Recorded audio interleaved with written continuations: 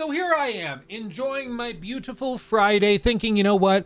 We've made enough videos. I've done well this week. We've got lots of stuff covering. The videos have done well. I'm good to chill. When The Last of Us comes out with some heartbreaking news, which explains why we didn't see it at the showcase, but is also extremely worrying, not just for PlayStation, but for Naughty Dog itself and for the idea of this game, full stop. You see, according to this report from Jason Schreier on Bloomberg, posted at the time of filming this video like 40 minutes ago, The Last of Us multiplayer game has faced setbacks at Sony. And if we read through some of this, you're gonna see it's not like minor setbacks of, oh, we need a little more polishing time. They are stripping the team, moving major parts of the team to other projects while they reevaluate what this game even is supposed to be, because the executives at Sony apparently think that the multiplayer live service elements of The Last of Us factions are not robust enough to justify long-term play.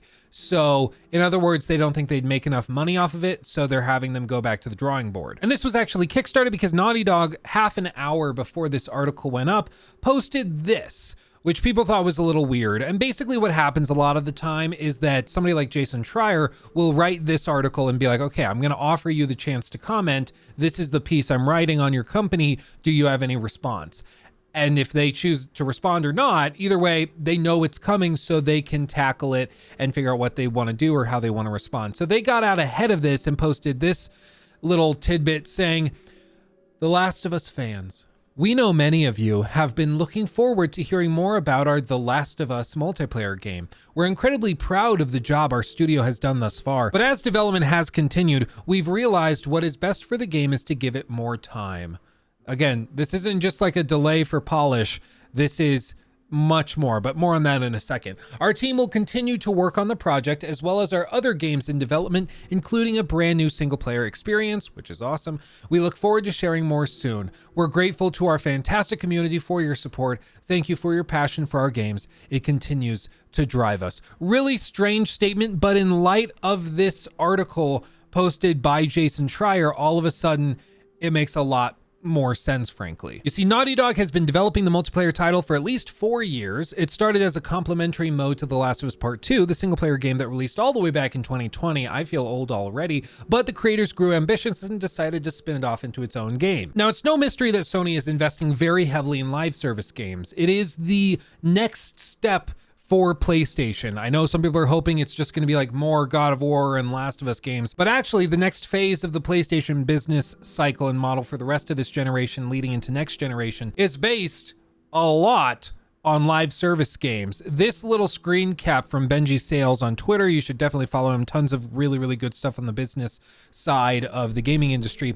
He posted this from Sony's little financial presentation that they did, which was very, very interesting. If we look at this right here, you can see that if we look at fiscal year 2019, about 88% of their total investment budget went in to traditional games like The Last of Us, God of War 2018, those types of single player games that release and then they're done. Maybe they have DLC here and there, but usually it's just a single player release. And only 12% was spent on live service titles, both in creating them from the ground up and in support. In fiscal year 2023, however, that's changing.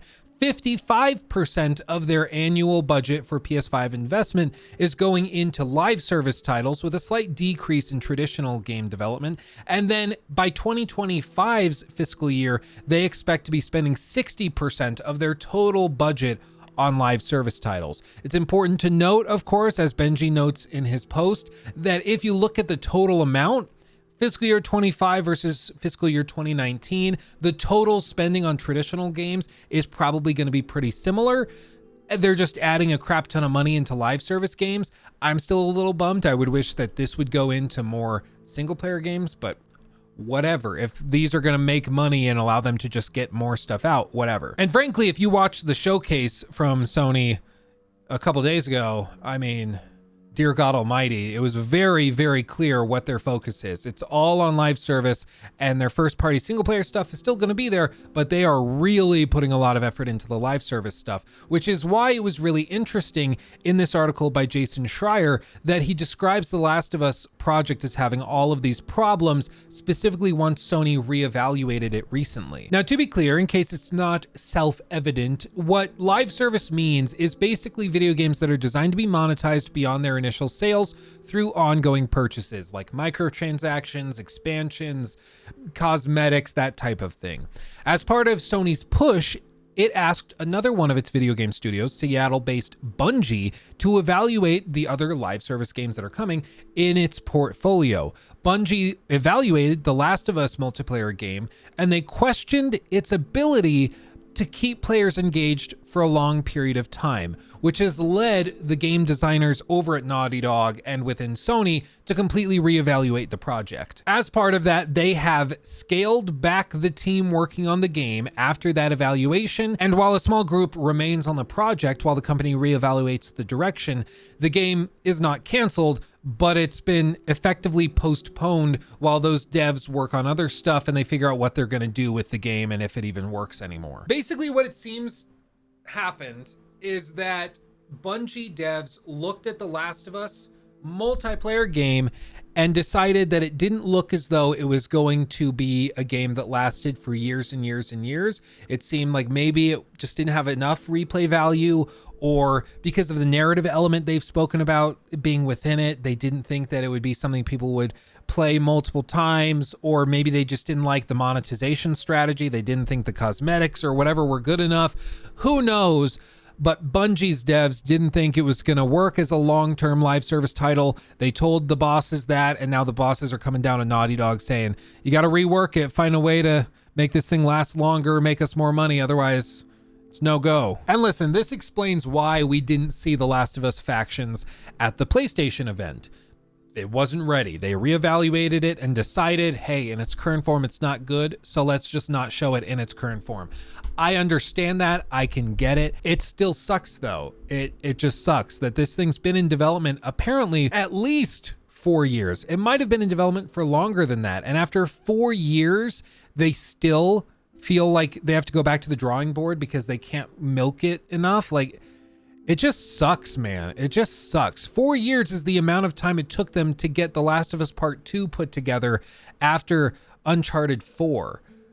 That's a long ass time. And the fact that they've now scaled back the team and they're reevaluating the whole project and all of this, it just blows, man. But this is what you got to be prepped for with these live service games. If they aren't going to make tons of money, millions and millions and millions of dollars in the long term, it's just frankly not worth them putting it out until it has that potential. And to be fair, if anybody has the expertise to tell whether or not a game could make millions and millions of dollars over a 5-year lifetime or a 10-year lifetime, it would be Bungie. They've got the experience, they would know, but it still just sucks that after 4 years, this game is being completely reworked because it's not going to print money in the way that they were hoping. And I'm bummed. Somehow we have gone from just assuming that PlayStation was going to knock this showcase out of the park and blow us away by showing us The Last of Us factions and some of these other projects, maybe the Horizon multiplayer game too. We thought they were just going to blow this showcase out of the water, and this whole summer, all anybody would be talking about were these Sony games that are coming. And now people are kind of excited for Spider-Man. Looks great. And that's kind of it. I never thought there was a chance for Microsoft to come in and actually dominate some of the conversation, but they might actually be able to pull it off. Like, the talk of the town this summer might not actually be anything Sony has coming. It might actually be Xbox titles like Starfield that command that attention, which is baffling, but it just goes to show you how hard PlayStation dropped the ball, not just with this showcase, but with this weird pivot to live service games. I don't know. I think people are not quite aware or haven't thought it through. The hardcore Sony fans, I don't think I've really thought through what this pivot from Jim Ryan really means. They are putting a lot of effort into these live service games, and they're putting some of their best studios on these live service games. And that's going to lead to a lot of wasted time I think, a lot of wasted development resources. And so while this Last of Us announcement might be a one-off, it might just be the first of many posts like this that we're going to be getting in the years to come. So yeah, that's all I have to say. Everything sucks. Life is a lie. Art is a lie. Video games are dying. I'm gonna go play Tears of the Kingdom and cry myself to sleep. Much love. I'm kidding. It's gonna be fine. Everything's fine. I'm bummed about this. This is a bummer. Gaming is fine. You know, we'll see what PlayStation does in the years to come. I think this pivot might be a mistake, but I would love to be proven wrong. But let me know in the comment section what you think of this. And I have no words. I'm just crestfallen at this point. I'm crestfallen. Anyway, thanks for chilling with me. Much love. Stay safe, everybody. I'll see you in the next one. Hugs and kisses. Bye-bye.